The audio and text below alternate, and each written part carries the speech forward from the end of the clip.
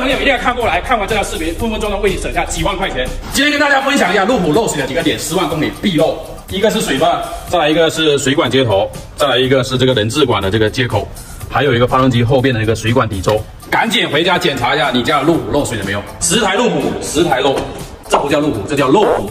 今天这台路虎比较幸运，发现及时。我们来看一下，这个过渡轮都已经快滚出来了，水泵漏水，看到没有？再来这个水管，因为水箱水的腐蚀，把这个水管已经腐蚀破了，所以你们一定要按时更换水箱水。哎呦，换个水泵这么费劲，还得把这个机械灯压一起把它抬下来。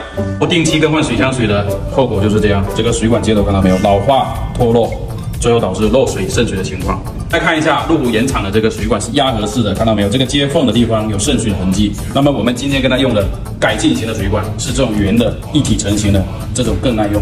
最后我们看一下这个90度的这个水管接头，看到没有？这节已经断了，我们跟它用的改进型的铜的水管接头，开到车报废都不需要再换这个。最后我们就把这个水管、水泵，还有这些过渡轮章铁轮，还有这些密封垫片一起更换掉。10万公里不用再修车，请转发给身边的朋友们，点赞加关注。